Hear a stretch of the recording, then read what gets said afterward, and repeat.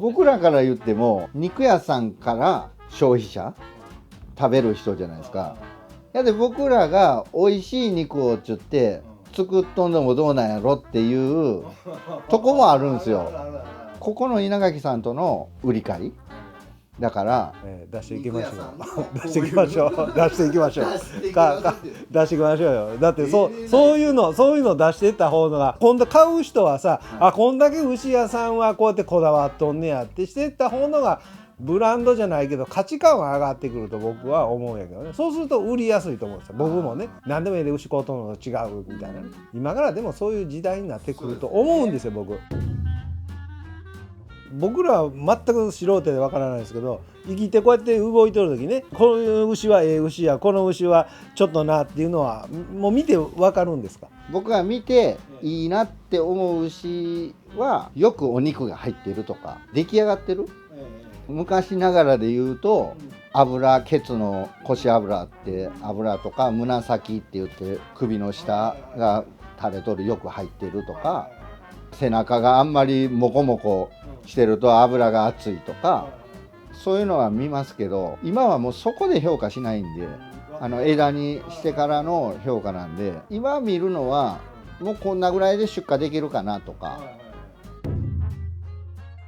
今はその血統がいろんな牛が血統いるんですけど、もう大きなるやつしか残っていかないですもんね結局。いやでみんなが大きなるようにちょっと改良も進んでるし、それをつけるもんで、大きなってサシとかの入りやすい牛とかそういう牛になっちゃうお客さんとしてはその脂っこくない牛がええって言うんやけど、見てくれが僕ら目線から見たらその色合いとかいろいろであ美味しそうやなと、一般消費者から見たらなんなんこれって思う点もあるんやわね。そうするとちょっと派手なやつ、派手すぎたらうわくどそうって言われるし、中間っていうのはなかなか難しい。中間っていうのはうちらでもその英語の牛っていうのを目指して、その種付けもこだわったり餌もそういう風にかけて英語っていうのを目指してきたけども、その A4 っていうあっさりしたような需要が高いんかわかんないですけど、市場行くと A4 も結構するんですよ、値段が。4も5も値段ってそれに変わらへん。変わらないです。変わらない。かといってその A4 を狙うっていうのが難しいので、ええやつを作っていこうとするやつやでね。でたまたま4番ができたっていうだけで、でも3になるとって思う。僕はたまに松の3等級が出た時はまあちょっと手間がかかってきたりするけど、買うけど松坂牛っていう名前があるでまだ売ることはできるけど、普通の牛やったらいらんなーって思うもん。うちでもすいませんです、3が出たら謝らなあかんわざと作るわけじゃないけどな。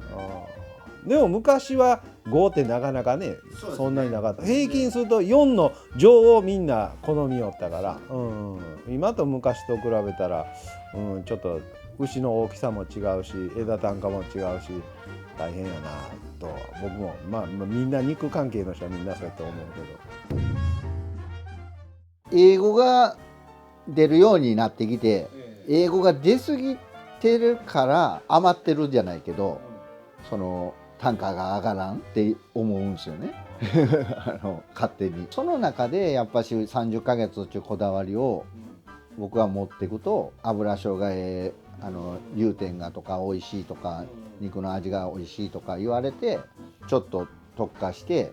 うちのが英語の9、10は多いんですけど、11、12っていうのはあんまり出ないんですよ。英語の10がええんやわっていうお客さんも多いし、肉屋さんが。だし美味しい、お前んとこの美味しいわとか言ってくれるのが多いから、12番目指してやると溢れてきて安くなる。だからこのこだわりは捨てやんといった方がええかなとは思うんですよね。メスで12作るのってめっちゃ難しいんじゃないですか出るやつは出るんですよ。血統もそれなりの出るっていう血統もつけたり買ってきたりしてるし、そういう牛しか市場では売ってなかったりするもんで、ビタミンを途中のサシが入りやすい時期っていうのがあって、そこにビタミン抜いちゃうとかビタミンをコントロールして減らすもんで、その差しが入るもんで等級的に英語の12っていうのは出ますって言っても出さないですけど、だけどその格付け協会っていうのがあって全国、それはもうちゃんとその人らが規定もあるし照らし合わせてこう写真とかで、そうなんですよ。ほんで結局は欲目でいやこれは10番やろって言ってもいや8番やって言われて、これは絶対8ですって言われてもそこで決められたらもう8なんで。枝である時はロースのこの断面はねバーンって割ってあるけど、まあ桃とかでも上っ面だけこうサシがあって、でも中見たらいや全然サシないやん、それでこれお前こんなんかっていうのもある、で難しいよね、僕もそんなんよう見やんし。そこがもう評価なんで、うちらやったら余計桃抜けとかは英語とかの評価に入らないんですよね。ああそうなんですか。いやでロースの芯の交雑具合とか、バランスとか色味とか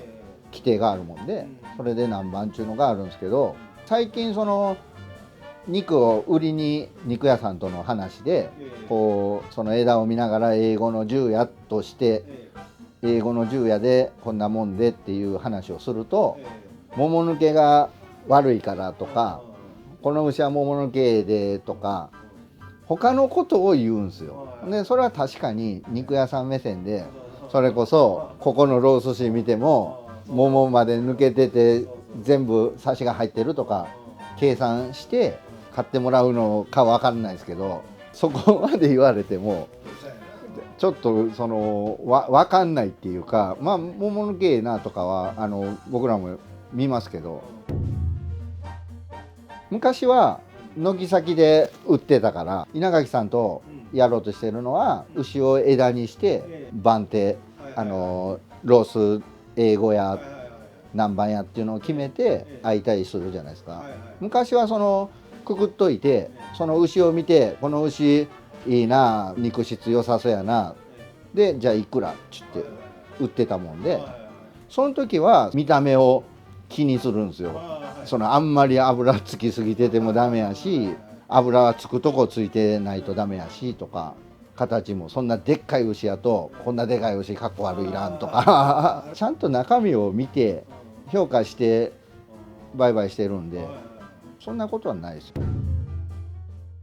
12番の中でもこれは桃抜け悪いであかんとか油が厚いであかんとかいろいろ引かれてくるんですよね、値段を。僕もよろしくお願いいや引いてもらうと困るんですけどでもこれはね売り側は高売りたい、買い手は安買いたいっていうのはね、もう次はなるわね。せやけどもうそれを言い出すとじゃあもう売らんお前のとこにはってなってしまうね。僕らももし買うとだってこう決まっていった場合はね、お互い上手にやっていけばええなと思うし。そうですね。僕らから言っても肉屋さんから消費者食べる人じゃないですか。いやで僕らが美味しい肉をつって作っとんでもどうなんやろっていうとこもあるんですよ。ここの稲垣さんとの売り買いだから肉屋さんのこういう出していきましょうって。今度買う人はさ、こんだけ牛屋さんはこうやってこだわっとんねやってしてった方のがブランドじゃないけど価値観は上がってくると僕は思うんやけどね。そうすると売りやすいと思うんですよ。僕もね、何でもいいで牛買うとんのと違うみたいな、今からでもそういう時代になってくると思うんですよ僕。今回は、パーマーズ牛さんといつもとは違う、動画になりました。今日はどうもありがとうございます。ありがとうございました。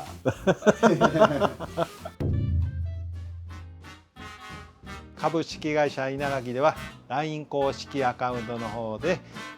お肉の卸販売を行っております。まずは、LINE のお友達追加の方よろしくお願いします。今からでもそういう時代になってくると思うんですよ僕。もう単品もん自体がもうだんだんとほらポンコツはよくありますよ、もんの単品もんでまずないですから、一括りっていう等級っていうのがまずあるから、もう話終わらんな切ろうと思って。